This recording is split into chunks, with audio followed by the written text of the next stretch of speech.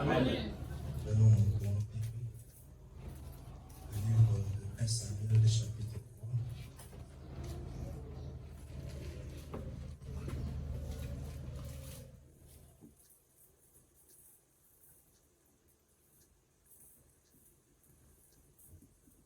Samuel, chapitre 3.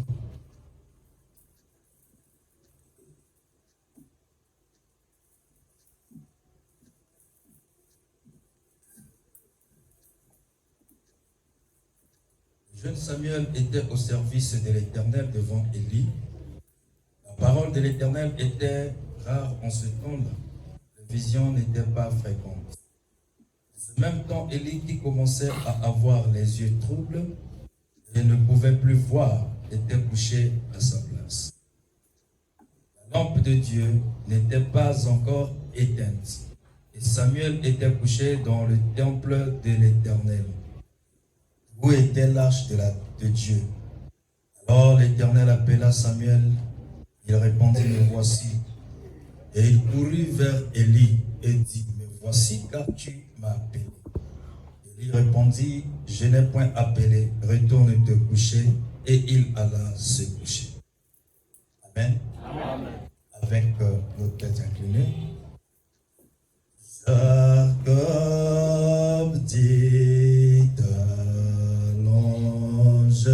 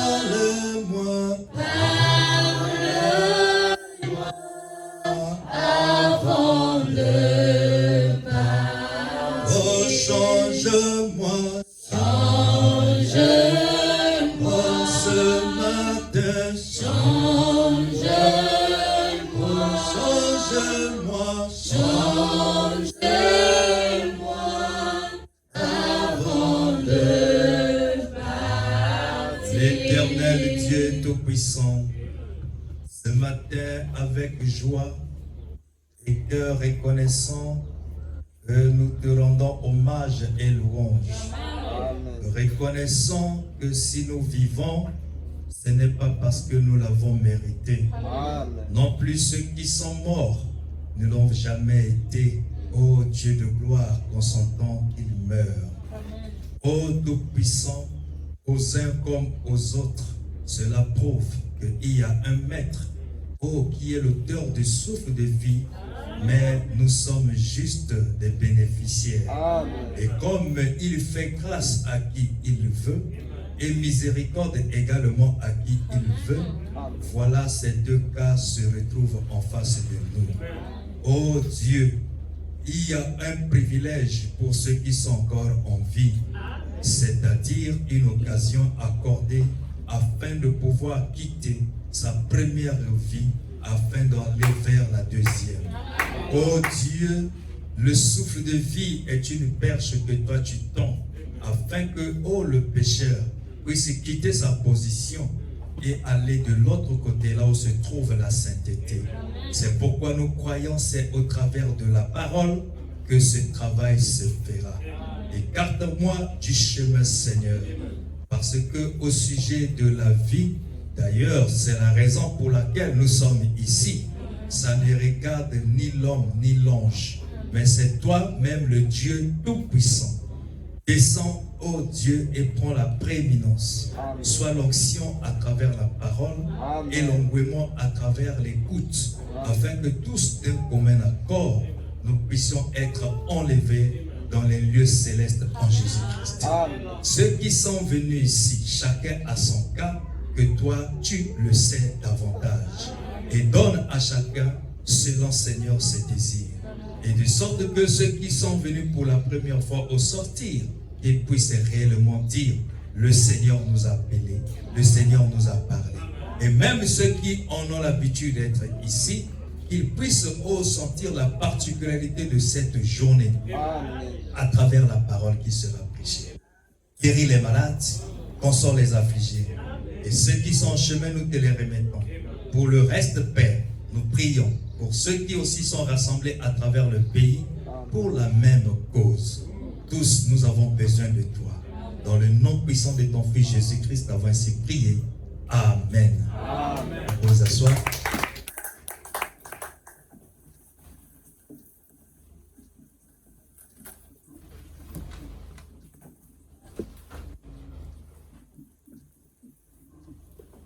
Que le Seigneur vous bénisse richement. Amen. Que le Seigneur vous bénisse richement. Amen. Je suis dans la joie d'être encore ici ce matin afin de pouvoir accomplir la mission pour laquelle nous avions été envoyés. Parce que sur la terre, nous sommes venus chacun pour accomplir une mission. Mais chacun a sa mission. Et il a permis à ce que, comme lui c'est un Dieu d'autre, il ne veut jamais que le désordre puisse régner. C'est pourquoi dans la foule, du milieu de la foule, il prend un homme à travers lequel il s'exprime et il exprime sa volonté à son peuple. C'est pourquoi nous sommes ici et je me tiens ici devant vous. Vous savez que vivre, c'est un privilège. Parce que ça, c'est pour les chrétiens, pour les hommes mûrs. Parce que c'est l'occasion qu'il leur est donnée afin de faire le choix et afin de pouvoir opter pour le bon choix. C'est pourquoi, lorsque nous dormons, nous nous réveillons, nous devons dire merci Seigneur. Amen. Amen. Alors qu'aujourd'hui, c'est un dimanche. Alors, toujours dans notre sujet, vendredi, nous avions passé un peu du temps autour de la table et je pense que c'était merveilleux. Amen. Amen. Et ceux qui étaient là, chacun avait reçu sa part. Alléluia. Amen. Et ce matin, nous allons continuer dans cette même direction. Nous avons écouté, nous avons lu. L'histoire ici parle de Samuel. Comme nous savons que la raison pour laquelle un berger a été donné à une brebis est une raison très fondamentale. Ce n'est pas juste des fantaisies. Et nous remarquons, Frère Branham dit, même la Bible dit, lorsque Jésus était né, c'était un agneau. Un agneau, c'est toujours la brebis. Le berger était sur la montagne. Et l'ange leur est apparu pour leur dire et annoncer la naissance d'une brebis, d'un agneau qui venait d'avoir lieu. Si Dieu s'est donné de la peine pour ce qui concerne la naissance d'un agneau, et qu'il puisse aller informer les bergers qui étaient sur la montagne, c'est qu'il y a une relation. Il y a une relation Amen. qui existe entre le berger et une brebis. Cette relation, c'est une relation de vie. Parce que la brebis ne peut être conduite que par un berger. Si tu es brebis, c'est que tu ne te laisseras pas conduire seul, mais plutôt c'est le berger, quelqu'un d'autre qui te conduira. Amen. C'est pourquoi dans cette leçon et la relation qui existe entre ces deux choses ou personnes, il y a quelque chose de très capital. Tu reconnaîtras réellement tu es brebis et que tu es un berger, et le berger reconnaîtra sa brebis à travers cette relation. Amen. J'aimerais dire encore, lorsque tu crois que tu es brebis et que tu as la capacité de te conduire seul, dis-toi que tu n'es pas brebis. La brebis, elle est faite de façon que sans un berger, elle ne peut rien faire. Amen. Sans un berger, la brebis ne peut rien faire. Cela nous ramène encore sur cette déclaration que j'avais faite, que la brebis, c'est comme une personne dont la tête ne fonctionne pas bien. Parce que se dire que moi je ne vaux rien, celui qui vaut pour moi est mieux, alors c'est une autre personne. Ça, c'est pas donné à la nature humaine. C'est pourquoi vous remarquerez des guerres, vous remarquerez des mésententes, vous constaterez qu'il y a l'adversité. C'est simplement dû au fait de manque d'humilité entre deux personnes, entre deux opinions distinctes ou différentes. Amen. Alors, ouais, c'est ça frère, problème de volonté. Alors la brebis n'est pas là pour dire que ma pensée triomphe, mais la brebis est là simplement pour dire que la volonté soit faite. C'est pourquoi Jésus, en venant sur la terre, pour accomplir Isaïe 53, parce qu'il était semblable à une bête qu'on mène à l'abattoir, mais qui n'a pas ouvert la bouche pour riposter. Amen. Donc c'était un agneau. Parce que l'agneau ne réclame pas ses droits. L'agneau ne parlera pas le langage. Connais-tu ce que je suis ou tu connais qui suis-je? Tu me connais? Ça n'existe pas dans la bouche de l'agneau. C'est-à-dire dans la vie. Amen. Parce que la question de savoir ce que l'on est va ressortir la personnalité. Donc en d'autres termes, tu veux que les gens découvrent ta personnalité. Or l'agneau avait déjà perdu sa personnalité. Amen. Alors vous voyez que lorsque quelqu'un vit un tel mode de vie, alors automatiquement, il devient différent des autres. Il apparaît comme rien, mais faites attention parce que dans la fonction de l'agneau, Jésus avait porté le fardeau encore de tout le monde. Et encore, par ses meurtrissures, tout le monde a été guéri. Mais quand on l'amène à l'abattoir, il n'est pas fort. Il n'est pas fort, il n'ouvre pas la bouche, il n'insulte pas, il n'accuse personne. Il dit plutôt pleurer sur vous-même. à cause de vos enfants. Les gens ont eu pitié de lui, mais ce n'était pas son affaire. Il dit, mais plutôt j'ai pitié de vos enfants. Ça, c'est la nature qui caractérise un agneau. Il était conduit par le Père. Et c'est pourquoi, à la fin, après avoir accompli la mission, comme l'agneau, lui ne fait que pardonner. Il dit, Père, pardonne-leur.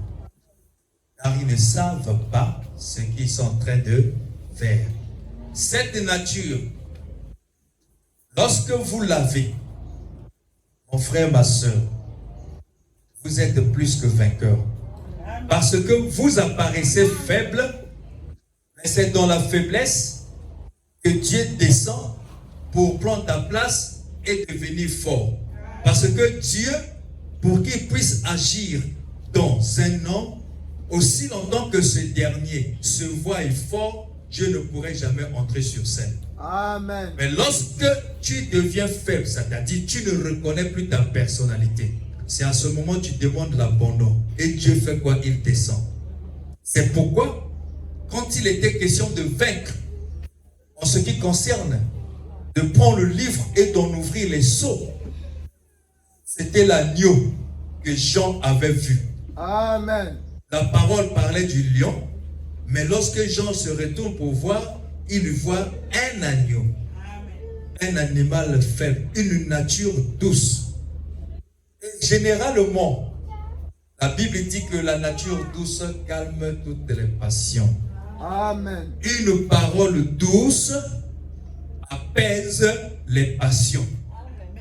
Là où il devait y avoir discussion, comme il y a des paroles doucereuses qui interviennent, alors tout ce que quelqu'un devait faire contre toi, tu l'as ravi l'onction, tu lui as ravi l'onction. Amen.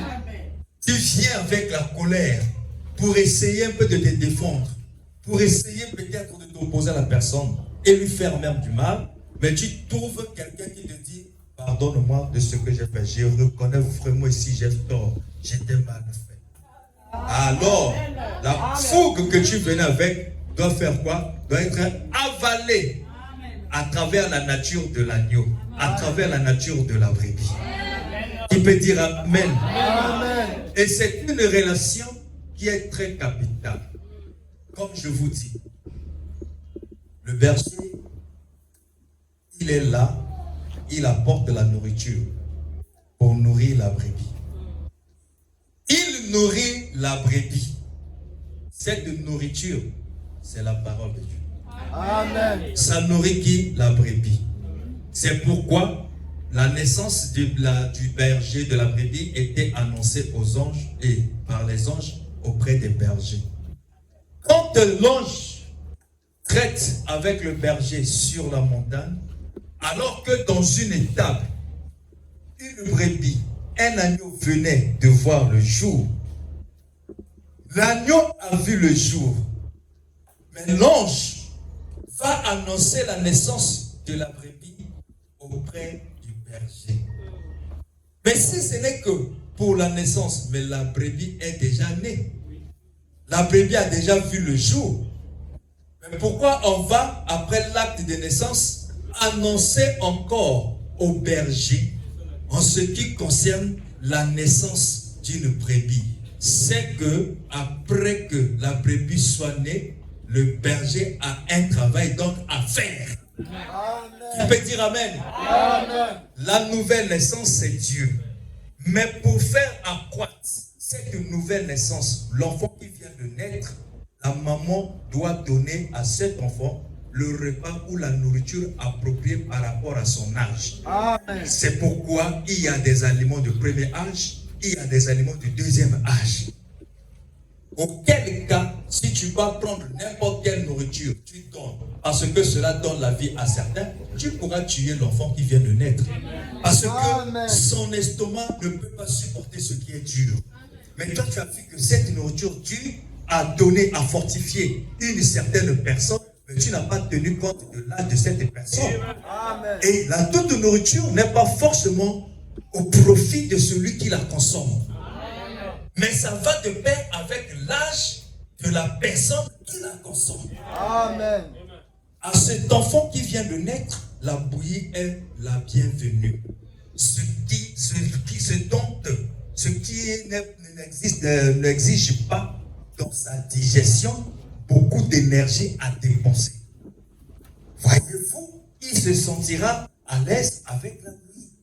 Mais si tu prends la bouillie tous les jours, tu commences à donner à celui qui a 15 ans, 12 ans, il va se fâcher contre toi. Et si on ne fait pas attention, il n'aura pas la bonne santé. C'est ce que parfois les faux bergers confondent. Alors que nous savons que voici les miracles qui accompagneront ceux qui auront cru, ça c'est donné à tout le monde. Mais quelqu'un a grandi quand tu viens toujours lui parler de ça. Mais lui il connaît ça. À son âge, il a maintenant besoin de la chair ou des os. Amen. Quand tu continueras à lui donner toujours ce qui est fluide et liquide là, ça va le déranger. Et la croissance ne sera plus normale. Amen. Mais toi tu diras, pendant que je lui donne la nourriture, pourtant je lui nourris, mais tu lui nourris avec quoi? Tu es en train de lui nourrir avec la nourriture qui ne lui est plus appropriée par rapport à son âge. Amen. Sur le plan spirituel, c'est aussi la même chose. Amen. Nous avions rempli les églises avec Yamayamo, avec Rokokoko. Alors que la Bible dit, celui qui parle en langue, il est comme celui-là qui parle à Dieu, aux anges, il faut qu'il y ait l'interprète. S'il n'y a pas d'interprète, alors cette personne-là n'a pas le droit de parler en langue. Sinon, Amen. il le fera dans sa chambre. Amen. Parce que ça n'édifie personne. Mais tous les jours, ça met là. Mais ça, c'est une nourriture, très bien, mais c'est de ça par rapport aux âges. Moi, je suis déjà grand. Paul a dit quoi? Quand j'étais enfant, je pensais comme un enfant et je raisonnais comme un enfant. Mais depuis que je suis devenu grand, mais je dois aussi changer de raisonnement. Je dois aussi changer d'alimentation. Le régime doit changer. Sinon, on dira que je mange beaucoup, mais tu manges mal. Tu manges beaucoup, mais tu manges mal. Donc, le berger était informé. Lorsque l'ange a informé le berger, c'est que derrière cette information, il y avait une mission qui a été communiquée en ce qui concerne la charge du berger vis-à-vis de la brebis qui venait de naître. En d'autres termes, l'ange est parti communiquer au berger la relation, les liens qui doit normalement le relier avec l'enfant là-bas qui venait de naître. L'enfant n'était pas né là où était le berger. Cet enfant-là était né dans une étable. Là où aussi les animaux naissent, voient le jour. Mais le berger était sur la montagne, là où on fait paître les troupeaux. La brebis est née dans une crèche, mais le berger est informé sur son chantier du devoir, là où il est en train de nourrir le troupeau. Tu peux dire Amen. Amen. Cette scène, s'il est question de pouvoir schématiser cela, vous allez vous rendre compte que Jésus ne savait pas que pendant qu'il est là, l'ange est en train de traiter son problème, le reste de sa continuité de la vie, auprès de quelqu'un qui est responsable à sa vie. Alléluia. C'est très capital avoir un berger parce que lorsque l'ange disait ça au berger sur la montagne, il avait déjà donné ce qu'il faut au berger afin de prendre soin.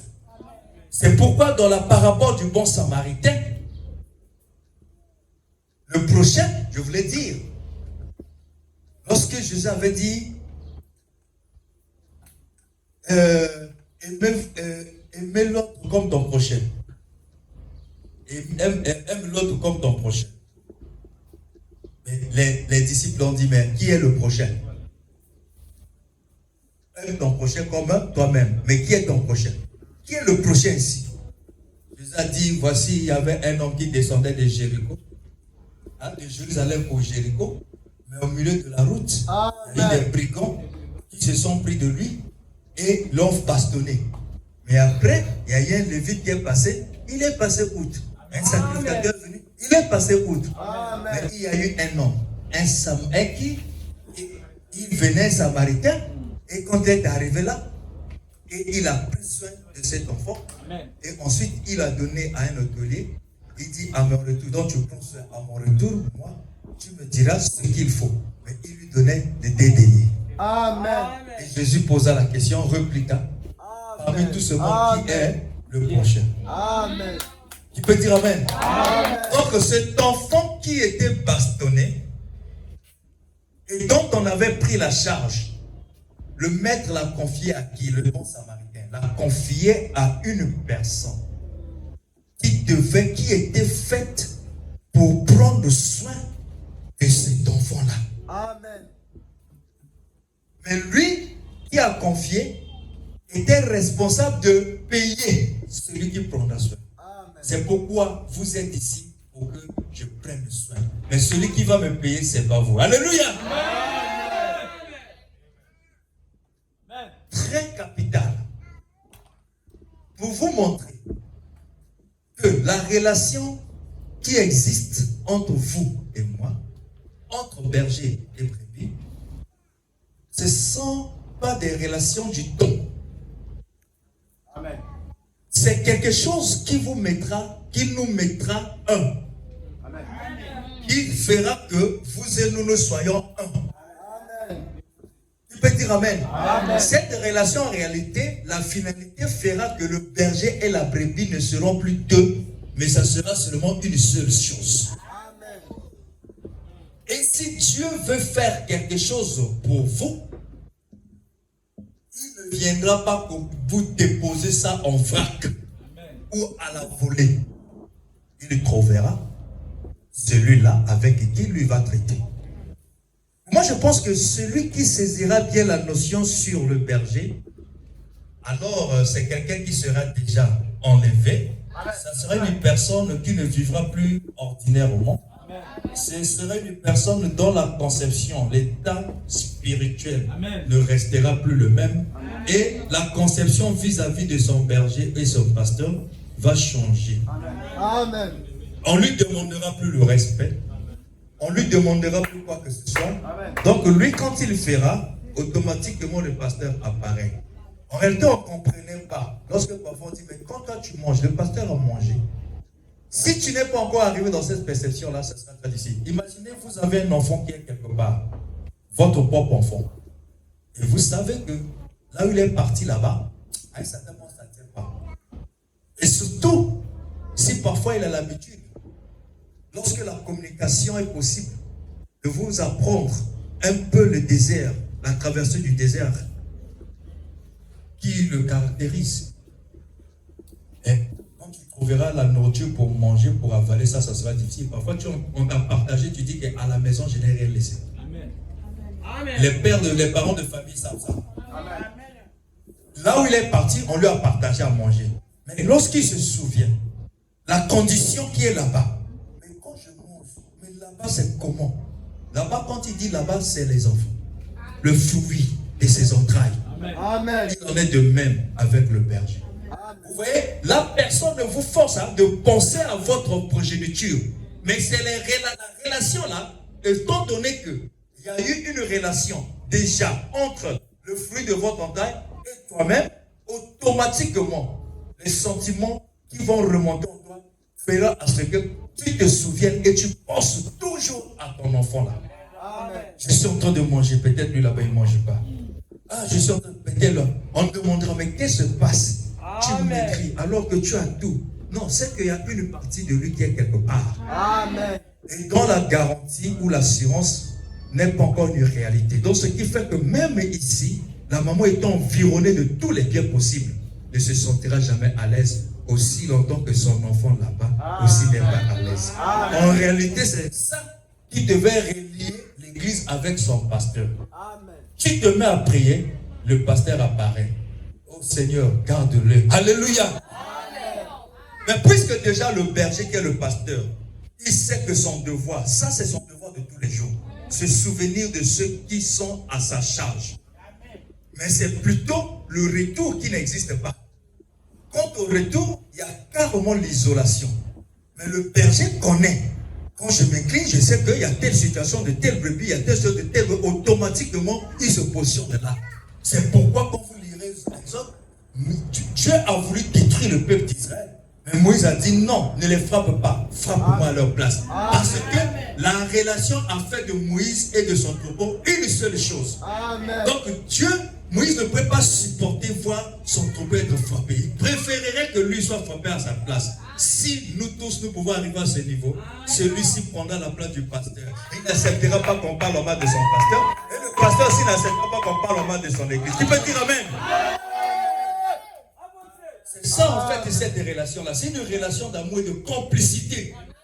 Amen. Voici ce que le pasteur avait dit. Laisse-moi cette histoire. Si tu blagues, ne viens plus chez moi. Alléluia. Amen. C'est ça la relation. Ça met la protection. C'est la confiance. Mais quand on vient pour détruire, il faut faire attention. Parce que c'est toi qu'on va détruire. Amen. Moïse a dit non, ne les frappe pas, Seigneur, frappe-moi. Moïse s'est encouragé parce qu'il savait Dieu. Il dit Dieu, c'est toi qui m'as donné cette charge. Tu avais dit que ce peuple ici doit quitter l'Égypte pour aller en Israël. Voilà. La terre promise, c'est toi qui as fait la promesse. Amen. Mais comment ce sont encore toi qui, la Bible dit, Dieu s'est repenti du mal qu'il concevait déjà contre Israël. Mais grâce à qui? À Moïse. Donc Moïse étant le berger, il est en même temps l'intercesseur. Tu peux dire amen. Ne prenez pas cette raison à la légère. Même si vous connaissez là où je vis, même si vous me voyez manger même les ailes de poulet, faites attention parce que ta vie dépend de moi. Amen. Alors, j'ai pas entendu. Bon, si ce n'est pas le cas, pourquoi tu es venu ici? Tu pourrais plutôt rester à la maison. Non, c'est un peu rationnel, sérieux. Donc, vous partez aux églises, vous ne connaissez pas réellement pourquoi vous partez à l'église. Moi, je pense que si vous venez à l'église, c'est à cause de la parole. Amen. Mais cette parole-là fera quoi en vous? S'il n'y a pas un intérêt particulier, tu viens faire quoi? Tu viens ici, ce n'est pas parce qu'il y a seulement la parole qu'on prêche. C'est qu'il y a quelque chose qui se cache derrière la parole là. C'est la vie éternelle. Amen. Et tu crois d'abord que l'éternité existe. Ça, je vous dis, ça c'est le point de départ d'une église. Parce que l'église, frère Branham me dit, c'est un peuple qui est appelé à sortir d'eux. Mais tu sors d'où? Puisque cette origine, le commencement de l'église a pris normalement naissance à partir de l'Égypte. À partir de l'Égypte. Quand le peuple était en Égypte, quand il était question de quitter l'Égypte pour aller à Canaan, c'est là où, à partir d'ici, on lui a donné le nom de l'église. Donc le peuple devait quitter ici pour là. Donc, pour faire ce travail-là, ou ce voyage, Moïse était la personne appropriée pour faire bouger les gens qui quittent ici, les gens qui étaient habitués. Ils ont construit, ils ont mis les enfants, donc ils ont carrément, ils se sont reproduits ici. Et vous venez en un jour comme ça, qu'ils doivent quitter, laisser abandonner les maisons qu'ils ont eues, abandonner même le travail et le bien qu'ils ont trouvé là pour qu'ils viennent ici. Ça n'a jamais été facile. Amen. Faire déplacer quelqu'un qui était habitué ici là, pour qu'il vienne ici, c'est pas facile. Puisqu'ici, il y a l'Engok. Puisqu'ici, lui, il a découvert les plaisirs de ce monde. Vous comprenez? Il a découvert, il est déjà là-dedans. Et tu viens lui dire, quitte. Laisse-moi les histoires de la convoitise. Laisse-moi les histoires du mensonge. Laisse-moi les histoires de la haine là. Laisse-moi ça. Il y a difficulté ici. C'est pourquoi, les cœurs au sein desquels il y a la motivation de pouvoir s'arrimer à la nouvelle don. À ceux-là, on leur a donné le nom de l'église. Donc, si tu veux réellement de la promesse que Dieu a faite, alors tu dois quitter là où tu es. À ce moment-là, tu portes le nom église. Donc, l'origine déjà de l'église, c'est le fait de croire qu'il y a une terre, Canaan, qui a été promise. Donc, il y a une promesse qui a été faite. Amen. Donc, si vous venez, c'est que vous devez d'abord croire qu'il y a une promesse.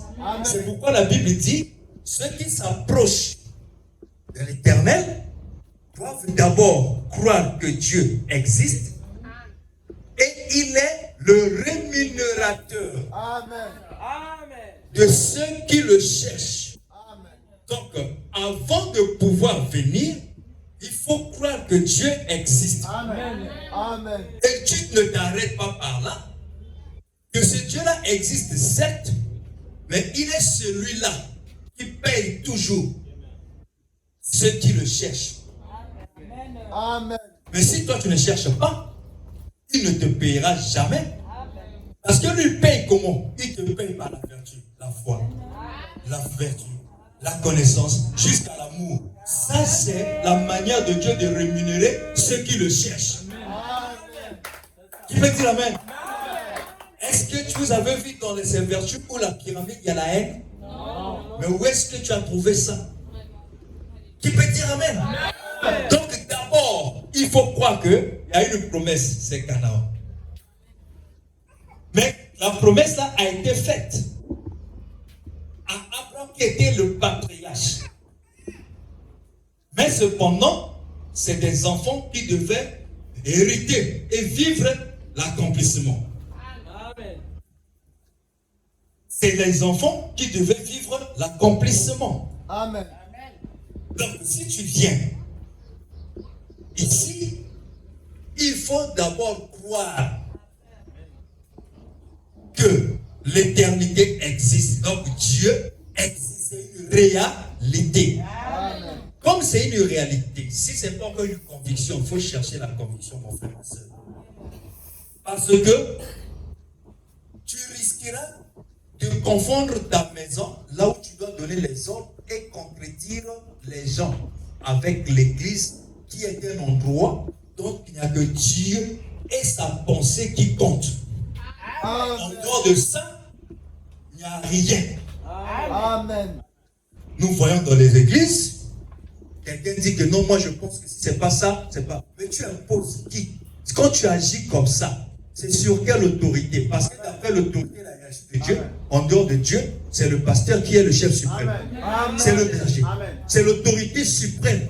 Amen. Donc tes pensées ici ne comptent pas, sinon que par suggestion. Je propose un peu, est-ce que, si c'est pas à créer, oublie ça. Ne fais pas de ça comme quelque chose qui doit t'empêcher à marcher. Amen. Parce que nous devons être unis, mais l'union qui est cette relation, ce n'est que les versets et les citations. C'est-à-dire, c'est la parole. Amen. Cette relation-là, si elle n'est pas ornée ou bâtie sur la parole, ce n'est que la politique. Amen. Que je vais là-bas, ça c'est bon, mais autre chose, non. Si c'est comme ça, mon frère, ma soeur, ça ne peut pas t'aider ta présence ici.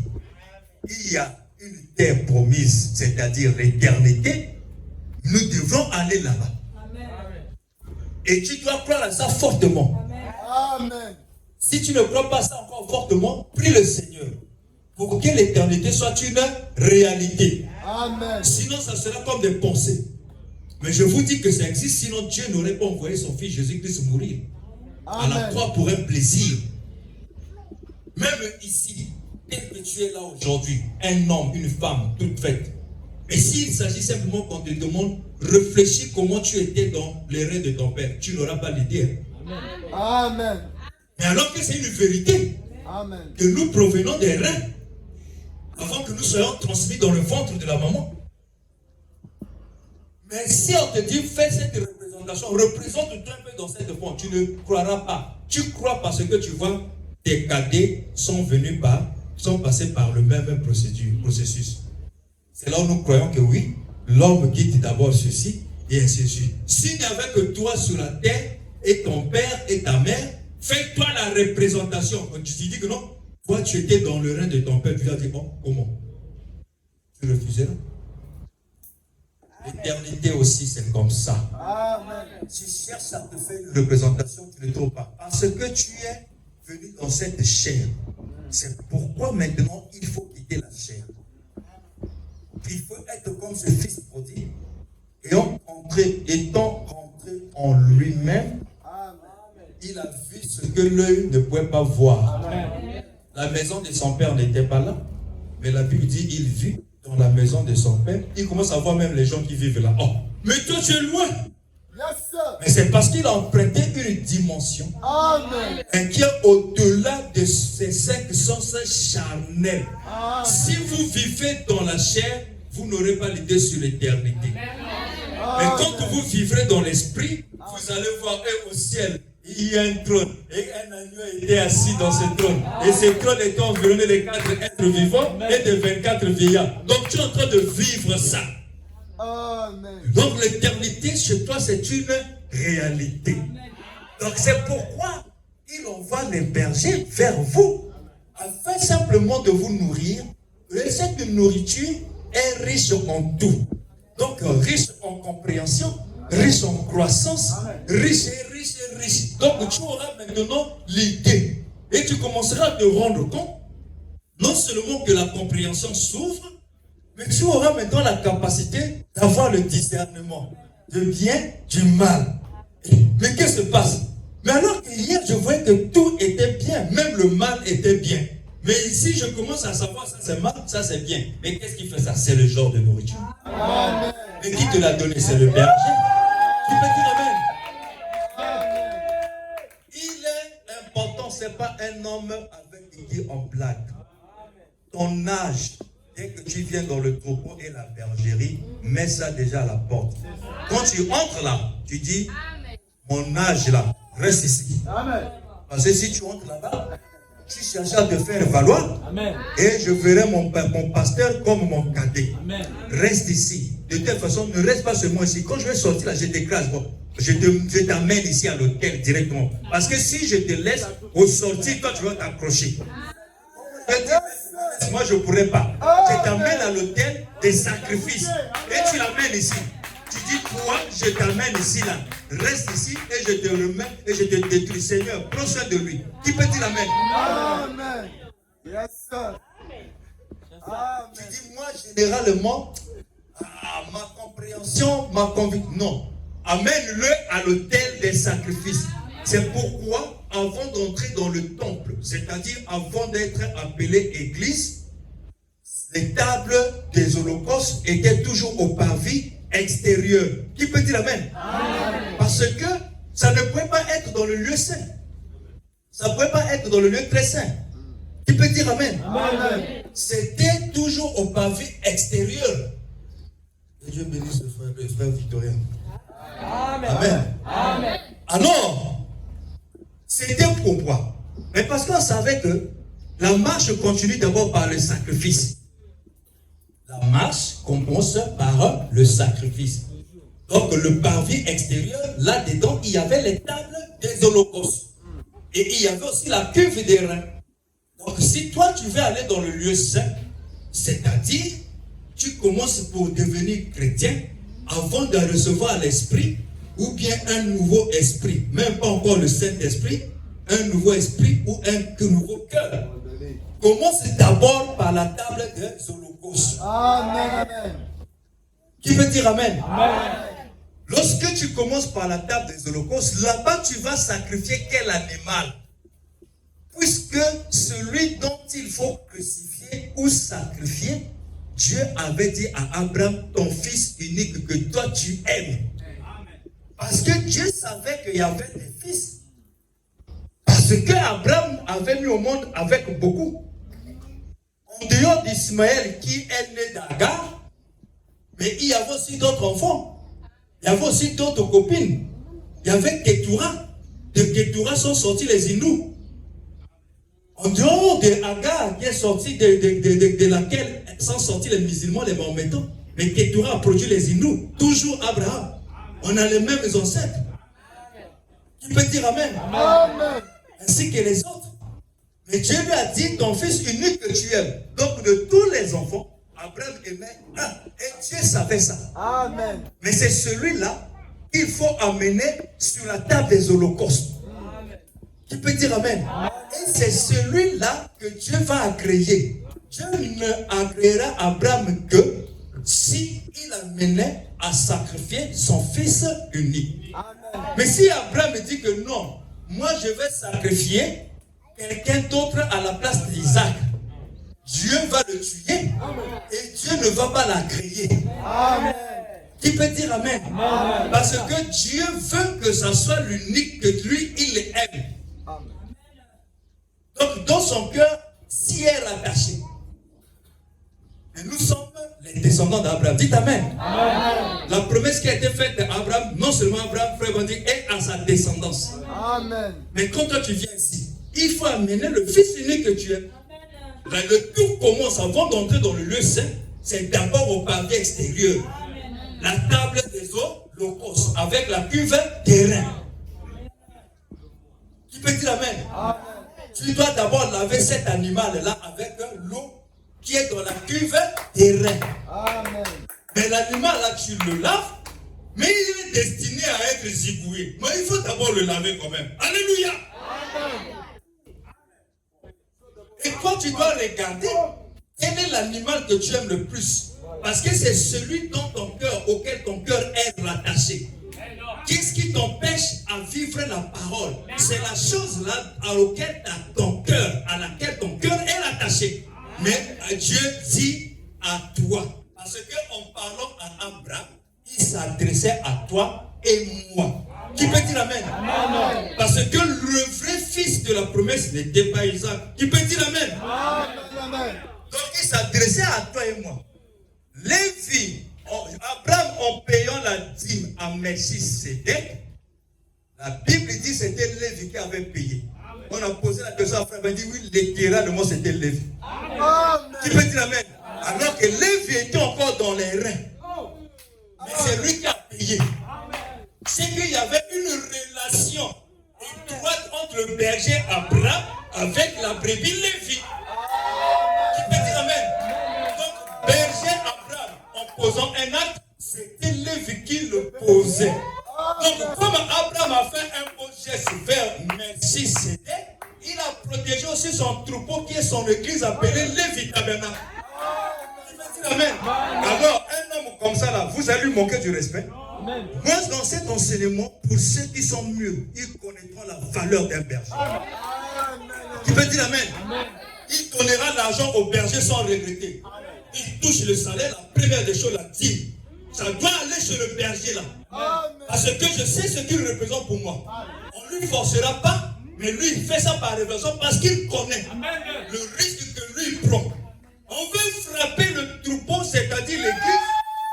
Moïse dit, Seigneur, ne frappe pas ce peuple. Frappe-moi. Tu peux dire Amen. Il est un pare-choc. Tu manges, tu ne penses pas au berger. Et vous pensez que quand on touche des choses comme ça, donc le berger a une cause. Il le fait pour toi. Il peut dire Amen. Dieu a regardé sur la terre. Il dit, je regarde la saison. De la bénédiction de cette veuve de Sarepta est arrivée. Mais comment ferais-je? Donc Dieu cherche maintenant le mystère de descendants faisant l'homme. Tu peux dire Amen. Il cherche ça. Qu'est-ce que je peux faire? Parce que lui, pour descendre, il faut une relation. Eh oui, parce que Joseph, pour bénir ses frères, il fallait une relation. Il a pris le gobelet à la place. Il dit, ça c'est la chose de la relation. Alléluia. Et il a regardé, il a trouvé qui est spirituel dans cet âge. Il a vu c'est Élie. Alléluia. Et lui traite avec le cœur prédisposé. Amen. Amen. C'est ça. Et il dit à Élie, va vers, puisque c'était la période de la sécheresse. Élie traversait la sécheresse. Amen. Pendant que la femme était encore un peu à l'automne ou encore pendant l'été, là où tout était encore bien. Mais Élie traversait le moment difficile et le pays. Mais Dieu dit à Élie, va vers cette femme, je l'ai préparée pour t'accueillir. Amen. Dieu parle. Et Élie est parti. Mais Dieu n'était pas parti voir cette femme pour dire maintenant là, je vais te bénir, je t'ai envoyé quelqu'un. Quand il viendra, voici ce que tu es censé le faire. Dieu n'a pas fait ça avec la femme. Amen. Mais pour envoyer Élie, Dieu a parlé. Il dit, j'ai déjà préparé à prêter. une femme pourrait te rendre heureux. Élie a fait quoi? A écouté la parole. Et il s'est mis à travailler sur base de ce que lui a écouté. Et il se dirigea vers cette veuve. Et il arriva, il trouve la veuve. Mais dans quelles conditions? Pratiquement à la fin, au centime près de sa popote. Donc il restait seulement le dernier espoir, ce qu'on appelle dernière cartouche. Et voilà, quelqu'un vient.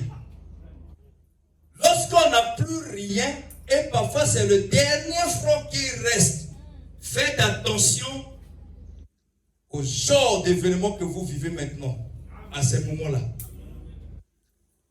Vous remarquerez, c'est là où beaucoup de persécutions ou des épreuves arrivent. Amen. Mais parfois, tu es resté avec un dernier CFA. Mais quelqu'un apparaît. Ah, c'est un nom. Et surtout, il n'est pas de votre famille. C'est s'il est de la famille, tu vas agir selon les liens familiaux. Amen. Mais c'est quelqu'un d'une autre famille que parfois tu n'as pas connu. Il dit bonjour madame, bonjour monsieur. Moi j'ai faim. Il dit, ah, mais moi ce que moi j'ai là, il n'y a qu'un peu de l'huile qu'il faut humecter. Même pour avoir de l'huile, il faut humecter ça. Gratter le Congo là. Et un peu de farine. Pour moi et mon enfant. Alléluia. Une mère pour son enfant, il ne faut pas blaguer. Il dit pour moi et mon enfant. Du point de vue charnel, c'est normal. Mais l'homme de Dieu a dit, fais-moi d'abord. Amen. Fais-moi d'abord. Amen. Mais attends, vous voyez dans quelles conditions l'homme là apparaît, dit-on l'homme de Dieu. On dit que l'homme de Dieu a pitié. L'homme de Dieu est compatissant. Mais celui-ci, il semble un peu brigand. Et il n'a pas pitié de cette veuve-là. Si seulement si, à côté d'eux, se trouvait un observateur. Je peux imaginer le rapport qu'il devait faire aux autres. En ce qui concerne cet homme-là, on devait dire que c'est un homme de Dieu cruel, insensé, mauvais cœur, flatteur. Qui peut dire Amen? Amen. Madame, fais-moi d'abord. Mais non, il y a un peu pour mon enfant, fais-moi. Et Élie a insisté. Alléluia. Amen. Dieu n'avait pas dit à Élie que je veux bénir cette femme. Dieu ne dit pas tout à ses serviteurs. Amen. Mais Dieu donne quelque chose simplement. Mais derrière l'obéissance, derrière la parole là, Dieu a caché beaucoup de choses. Donc il suffit simplement pour que ces choses-là soient rendues manifestes, l'obéissance est de beaucoup. Amen. Vous voyez comment est-ce que Dieu fait? Donc Élie devant Dieu, Élie devient comme un idiot. Donc il doit faire quoi? Accomplir la volonté du berger qui était son Dieu. Élie pouvait aussi raisonner, ah mais maître, vraiment il faut avoir un cœur. Mais la femme là c'est une veuve. Il n'a pas raisonné comme ça. Lorsque Dieu te parle, ne cherche pas à raisonner à la place de Dieu et montrer comme si toi tu es plus soucieux à sa créature, vers sa créature, plus que même lui-même créateur vis-à-vis de sa créature. Ça c'est la religion et la popularité. Dieu a dit et toi tu dois seulement exécuter. Amen. Élie a parlé. Et la femme s'est dit, frère Branham dit, la femme a raisonné. Il y a des raisonnements qui sont positifs. Il dit, si je peux manger, mon fils et moi, nous mourrons toujours. Mais si je peux partager à cet homme de Dieu, même ici on va mourir, mais j'aurais posé un acte louable. Qui peut dire Amen? Amen. Dieu avait déjà dit et il avait déjà vu que je veux bénir cette femme. Mais moi, pour faire quelque chose, il faut que l'homme lui-même concerné puisse d'abord faire quelque chose. Avant que Lazare soit ressuscité, les parents de Lazare devaient faire quelque chose. Amen. Jésus n'avait pas touché la pierre qui regorgeait le corps de Lazare. Mais Jésus a dit à ceux qui étaient rattachés naturellement avec Lazare, enlevez la pierre. Donc Dieu, pour faire quelque chose en vous et ressusciter cette bonne vie en vous, les bénédictions qui sont mortes en vous, il faut que vous fassiez d'abord aussi quelque chose. Amen. Qui peut dire Amen? Quand on enlevait, c'est là où maintenant Dieu, dans la personne de Jésus, alléluia, il avait dit cette maladie n'est pas pour quoi que ce soit, sinon que pour la gloire de Dieu. Amen. Il savait réellement ce qui arrivait là. Il n'était pas chaud, paniqué. Il n'était pas populaire, c'est-à-dire quelqu'un qui manifestait la popularité. Il n'avait pas ça. Qu'est-ce que les gens ne vont pas dire? Surtout que c'est lui qui m'a beaucoup nourri. Après la mort de Joseph, le mari de Marie, Jésus était adopté par Lazare. Frère Branham dit, chez Lazare, quand on vous dit le pauvre Lazare, ce n'est pas tel que vous pensez. Il y avait toujours la fumée. C'est-à-dire, une toujours. Qui peut dire Amen? Et un homme comme ça, là, un souffrant, on appelle Jésus. Donc, les gens savaient qu'il avait la solution. Mais il dit non, cette maladie est pour la gloire de Dieu. Il ne va pas. Il s'éloigne encore du lieu. Il va encore plus loin. Là où vous trouvez encore, c'est comme si Dieu m'a abandonné. Et il va encore plus loin. Et après, on lui dit qu'il est mort. C'est là où il vient. Oh, alléluia! Amen. Oh, certainement, il pouvait être victime de beaucoup de mortifications qu'on pouvait lui prodiguer. Quand on est tourné dans Zobela, à Yakate. Maintenant, là, il est mort, il commence à venir. Jésus ne s'occupait pas de tout ce qui se disait. Lui faisait ce que le Père lui avait déjà montré. Alléluia! Lorsque vous vivez dans cette dimension élevée, peu importe ce que la belle famille peut dire, peu importe ce que les gens de ce monde peuvent dire, ce qui importera pour vous, alléluia, ce qui importera pour vous, c'est ce que Dieu a dit. Si je fais ça, qu'est-ce que Dieu va penser? Alléluia. Vous ne vivez pas bien avec des complexes et de haine, c'est parce que vous voulez trop faire ce que la volonté humaine demande. Vous voulez faire ce que les gens de ce monde pensent. Au lieu de faire ce que Dieu pense. Mais pour que tu saches ce que Dieu pense, mais si tu n'as pas le berger, tu vas le savoir comment. C'est pourquoi le berger est important. Amen. Qui peut dire Amen? Le berger est important, mon frère. Il reçoit les cartouches. Il s'assoit sur l'embrasure de la porte. Ce n'est pas cette porte que vous voyez. Amen. C'est une porte spirituelle. Au-delà desquelles se trouvent vos âmes. Mais en dehors de cela, il y a des gens qui viennent pour dévorer. Mais il faut lutter comme David. Il ne peut pas laisser se battre contre les lions. Les hommes de Dieu, ce qu'ils vivent, vous ne pouvez pas imaginer. Ça, il faut être reconnaissant envers Dieu pour ça.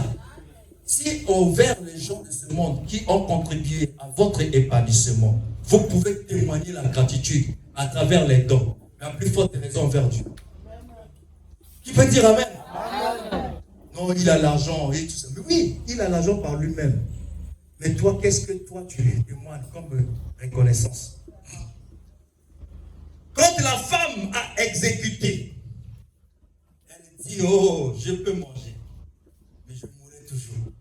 Mais au moins, si je peux donner, alléluia, j'avais déjà préparé. C'était le temps de la bénédiction. Amen. C'est pourquoi c'est un risque qu'elle avait pris. Hein? Amen. Parce que ça pouvait ne pas. Parce qu'elle n'avait pas aussi vu la bénédiction derrière ça. Amen. Pour elle, elle voyait toujours la mort. Mais cette fois-ci, ayant au moins soutenu, vécu pour quelqu'un d'autre, c'est au moins la chose la plus essentielle qu'elle ait jamais faite. Et elle a fait quoi? Elle a servi. Quand elle sert d'abord pour celui-là, et c'était la fin, la voix se fit entendre. Alléluia. Amen. Voici, l'huile ne manquera plus dans ton pot, ni la farine, jusqu'à ce que tu quitteras la terre. Hein? C'était l'abondance, la bénédiction en abondance. Amen. L'huile ne finira jamais. Amen. Même pas la farine. Tout le temps de ta vie, il n'y aura pas quelque chose qui manque. Jusqu'à la fin. Amen. Alors que ce qu'elle avait, c'était juste un peu. Mais ce que Dieu lui a donné, c'est plus que ce qu'il avait. Amen. Quand il était question de nourrir la foule, les disciples avaient dit quoi à Jésus? Voici il y a quelqu'un qui n'a que deux pains ou 2 poissons et 5 pains. C'est un peu seulement par rapport à la foule. Jésus a dit quoi? C'est déjà suffisant. Amen. Et quand on a donné à Jésus, frère, voilà, voyez-vous, quand vous avez un peu et que ça passe entre les mains de Jésus, il y a la multiplication Amen. qui se fera à travers le peu. C'est pourquoi ne minimisez pas. Même si toi tu regardes que tu n'as pas, vous regardez. Il y a des gens qui sont ici, ils savent que dans ce qu'ils disposent, comme popote ou bien la ration alimentaire, parfois ce n'est pas l'argent qui est équivalent à moi. Enfin, il dire que non, je n'ai que 10 000 qui me restent. Mais vous allez voir, cette famille-là vivra toujours et vivra des années et des années. Qui peut dire amen? Pourquoi? Et comment? Parce que lorsque les 10 000 vont s'achever, comme Dieu sait que c'est ma responsabilité, il suscitera des circonstances. Et tu verras aussi que miraculeusement, tu es en train de vivre du jour au lendemain. Alléluia! Mais rien que par ça, bien aimé, mais ça ne devait pas laisser les gens indifférents. Tu peux comme le fois de la journée. Oh, 2 fois. Quand tu demandes à quelle heure, lorsqu'il se réveille et lorsqu'il va pour se coucher, en dehors lorsqu'il mange. D'autres aussi, parfois, les chrétiens mangent parfois sans avoir prié. Il y a l'esprit. Tu ne sais pas que la nourriture que tu as trouvée là, l'autre là-bas n'a pas eu ça. Amen. Hein? Amen. Mais la prière, c'est d'abord le témoignage de la reconnaissance de la grâce que Dieu a faite. Vous ne savez pas qu'il y a d'autres sous d'autres cieux, ils ont l'argent, mais ils n'ont pas les denrées pour acheter. Quelqu'un a l'argent, mais il n'y a pas la nourriture dans cette contrée. Par rapport aux circonstances. Donc, ce n'est pas l'argent qui est suffisant ou bien qui est signifiant. Les deux. Donc, si tu as trouvé, avant de manger, ferme les yeux. Dis à ton Dieu qui est en toi, Seigneur, merci beaucoup pour ce repas. Parce que quand je suis en train de manger, je peux imaginer, même chez les voisins, ils n'ont pas trouvé comme moi. Et tu dis, bénis ce repas. Ça fait de la joie. C'est ça en fait, ce que les chrétiens devaient être. Et ce jour-là, la femme était dans la joie. Mais qu'est-ce qui lui a rendu riche? La capacité de pouvoir vivre pour les autres. Amen. Mais Dieu l'avait déjà préparé. Quand la femme en train de vivre est entourée de son bien-être, Dieu n'était pas venu lui dire, voici c'est moi qui fais ceci. Hein. Beaucoup de gens parfois ils se retrouvent étant environnés de biens. Ils disent que ce n'est pas Dieu. Parce que pour lui, ça attend que Dieu vienne lui dire que voilà. Mais alors que c'est Dieu qui a fait ça. Il avait déjà prévenu à son serviteur. Amen. C'est pourquoi il y a la capacité d'interpréter les événements qui surviennent et qui arrivent dans votre vie. Amen. Mais remettez tout toujours à Dieu. Qui veut dire Amen. Amen. C'est ça, c'est l'exacte vérité. Lorsque vous vivrez dans cette condition-là, et selon cette réalité, vous serez bénis. Amen. Que le malheur arrive, il dit que non, Dieu prend ça. Alléluia. Amen. Ne cherchez pas à porter ça. Quand vous porterez, vous aurez les soucis, vous aurez les gros cœurs, vous aurez les tensions, et après c'est les AVC. C'est à la mode. Quand vous vérifiez, les AVC, les pressions, les pensées se tournent souvent vers quoi? Lorsque vous voulez porter tous ces fardeaux de ce monde, qui vous a dit que sur cette terre, il y aura la paix? Pour que, lorsqu'un problème surgit, tu commences à rester là, à penser, parce que les parents de ton mari ont dit ceci, parce que parce que les voisins ont cité ceci. Oh, si tu te soucies de ça, mais pourquoi est-ce que tu peux pas aussi te soucier lorsque tu te rends compte que tu ne vis pas pour le Seigneur? Pourquoi tu ne peux pas, ça ne peut pas te mettre dans cette condition-là? Là où on te voit triste, qu'est-ce qui se passe? Oh, pasteur, toute la journée, dire, j'ai pas lu, j'ai même pas médité. Alléluia! Et ça, c'est pas donné à tout le monde. Et nous voulons des gens aussi comme ça. Vous voyez combien de fois vous êtes égaux? Le go, c'est une nature qui veut toujours ramener ce qui est bien vers soi. Si tu ne trouves pas ça, tu es maintenant malade. Te bénisse, amen. Comment ça va? Ça va pas trop. Qu'est-ce qui se passe? Vraiment, j'ai faim. Mais tu es en bonne santé. Tu as déjà vu un malade sentir la faim. Oh. Mais tu sens la faim, c'est que tu es en bonne santé. Mais si tu manques à manger, ça c'est maintenant toi-même. Tu as les deux bras, tu as les deux pieds. Donc un homme valide.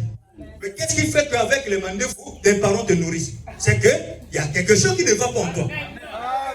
Puisque si je vais dans la rue, je vais voir à Bouemba quelqu'un avec le koro-koro.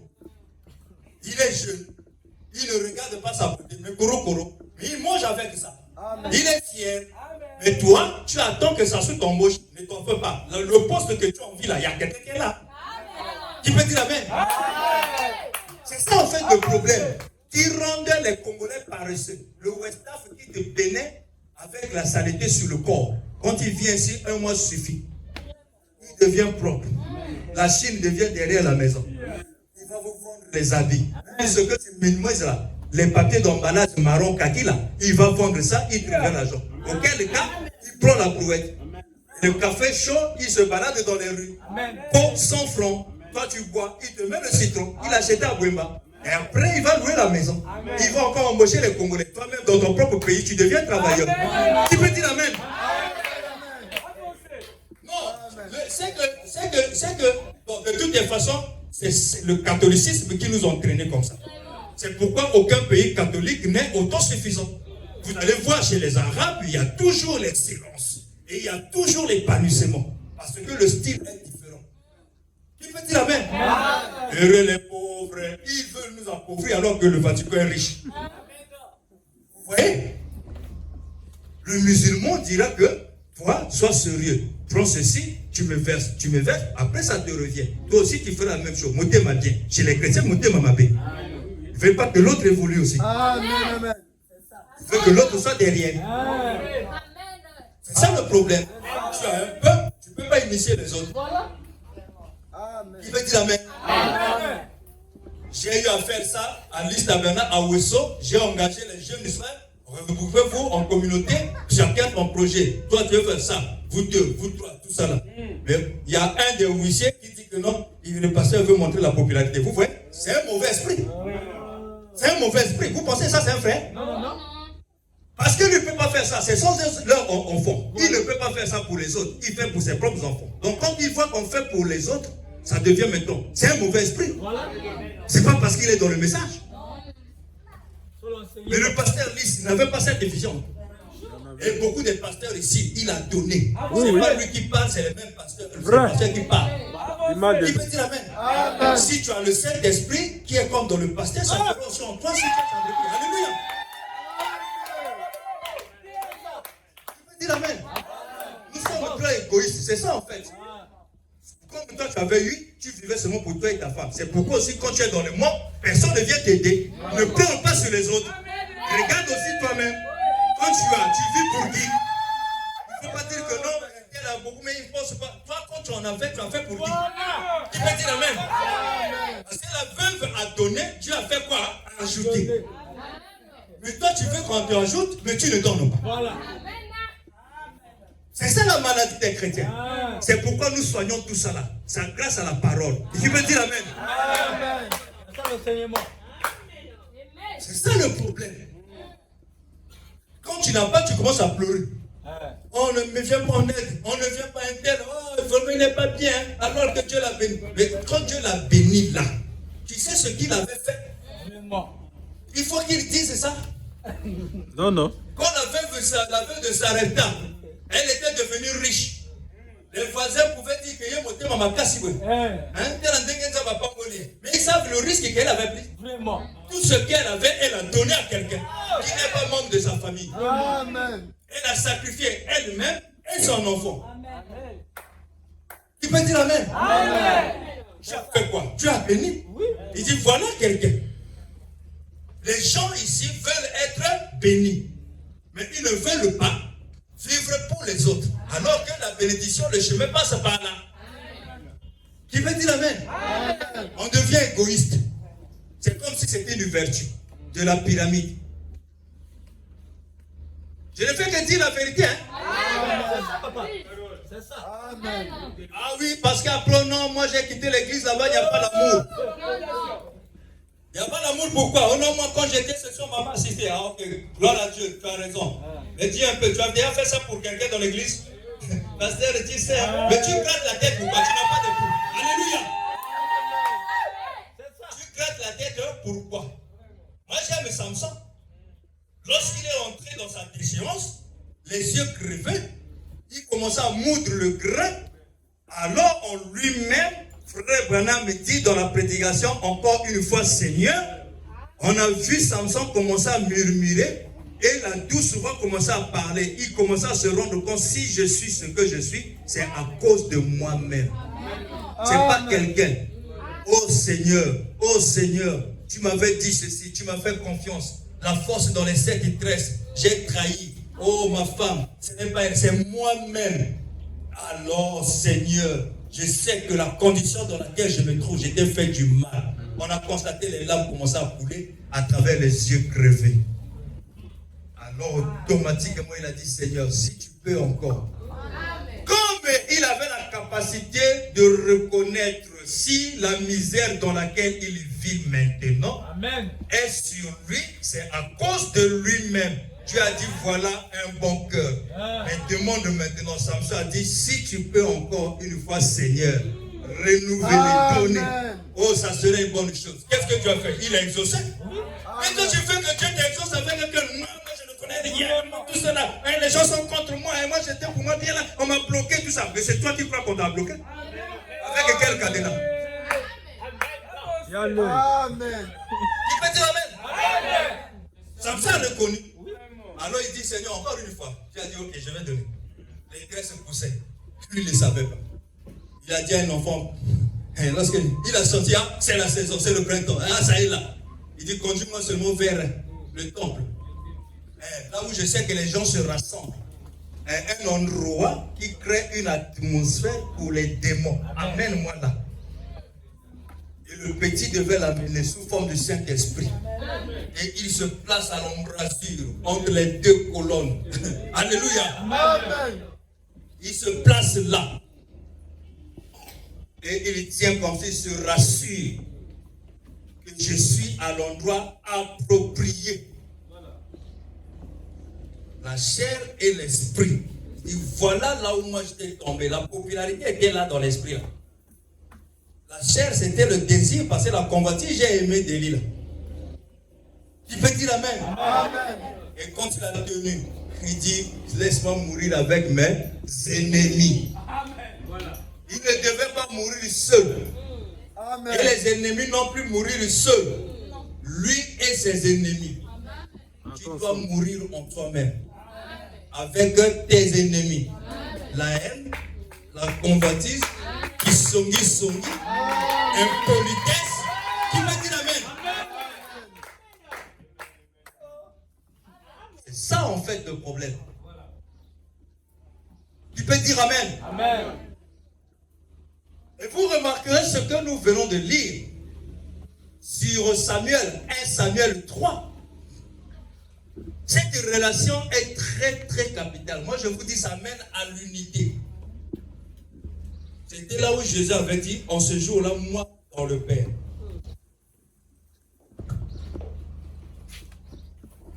Ça c'est le Père. Mais Jésus sera là. Et il dit, moi en vous, ah, il sera aussi ici. Et le Père en moi, sera. Qui est dans l'autre? C'est ça, non? Hein? Trois lignes, trois droites, mais se confondent.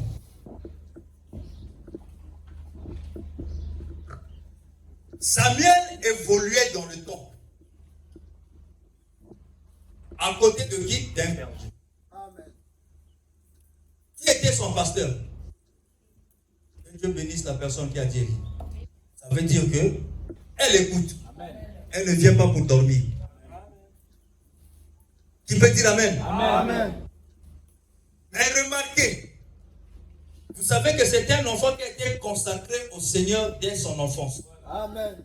Sa mère l'avait trouvé miraculeusement à travers des mortifications faites par Pénine, qui était sa rivale.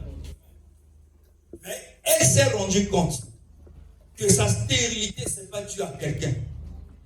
Vous voyez comment est-ce que nous tombons toujours dans les défaites? Parce qu'on donne trop le pouvoir à l'ennemi, qui est le voisin, qui est un parent, qui est un oncle. Elle, c'est pas ça. Sa condition l'a porté, l'a mené à aller au temple et se consacrer toutefois. Amen. Celui qui a la révélation, lorsqu'il a un problème, s'il pense qu'à la maison, il ne peut pas avoir le temps pour méditer et soumettre, il peut venir ici même au jour où on n'a pas culte. Amen. Amen. C'est un endroit approprié. Amen. Pour parler et se consacrer. C'est pourquoi en réalité les enfants ne devaient pas entrer ici même si quand il n'y a pas prière. Enseignez à vos enfants la crainte. Amen. Amen. Anne avait enseigné à Samuel la crainte. Ce n'était pas Elkana, son père, mais c'était Anne. Les mamans incupistes. Les enfants s'amusent avec les instruments de Dieu, ça leur regarde. Mais les enfants là qui s'étaient moqués du prophète, les lions les avaient dévorés. Hein? Amen. Les lions les avaient dévorés. Il peut dire Amen. Mais remarquez, l'enfant grandissait dans la crainte de Dieu. Lorsque le temps était arrivé qu'il puisse entrer au service du Seigneur, il devait subir quoi? La peine. Dites-moi, lorsque Dieu lui appelait, Samuel écoutait la voix de qui? Alléluia. Alléluia. Lisons. Lisons. Yes, sir. Yes, sir. 1 Samuel 3. Amen.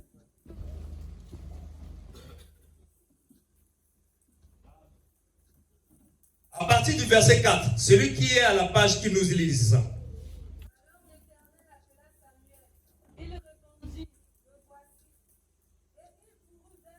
Ah, l'Éternel appelle Samuel, mais Samuel va vers qui? Élie. Continue encore. Et dit, me voici, car tu m'as appelé. Élie répondit, je n'ai point appelé. Retourne te coucher. Et il alla se coucher. Dieu appelle Samuel, mais Samuel voit que c'est Élie. Dieu lui-même dit que c'est moi qui l'ai appelé, mais Samuel voit Élie et va vers Élie. La relation entre bergers, faites attention. Yes, sir. Lorsque vous voyez que c'est un homme, mais Dieu sait que c'est Dieu. Amen. Vas-y encore. L'Éternel appela de nouveau Samuel. Et Samuel se leva, alla vers Élie. Encore, hein, pour la deuxième fois. Et dit, me voici, car tu m'as appelé. Élie répondit, je n'ai point appelé mon fils, retourne te coucher. Quelle contradiction. La vision, c'est Élie. Mais c'est l'Éternel qui appelle Samuel. Mais Samuel, quand il écoute la voix n'est pas de l'Éternel, mais c'est la voix du berger. Qui peut dire Amen? Amen. Yes, sir. Samuel ne connaissait pas encore l'Éternel, et la parole de l'Éternel ne lui avait pas encore été révélée. L'Éternel appela de nouveau Samuel pour la troisième fois, et Samuel se leva, alla vers Élie, et dit, me voici car tu m'as appelé. Élie comprit. La réponse d'Élie à Samuel ne convainquait pas Samuel. Quand même Élie refusait là, Samuel dit c'est toi. Yes, Qui peut dire Amen? Amen. Samuel obéissait aux paroles du pasteur. Que c'est pas moi, va te coucher. Il va. Mais quand quand il écoute et l'Éternel l'appelait, c'est la forme d'Élie toujours. Il revient, il dit, mais c'est toi qui m'as appelé. Donc c'est un débat contradictoire. Alléluia. Amen. Élie comprit que c'était l'Éternel qui appelait l'enfant et il dit à Samuel, va, couche-toi et si l'on t'appelle, tu diras, parle Éternel car ton serviteur écoute. Et Samuel alla se coucher à sa Tu peux arrêter. Alléluia. Amen. Heureusement, Samuel avait un berger qui pouvait distinguer les événements.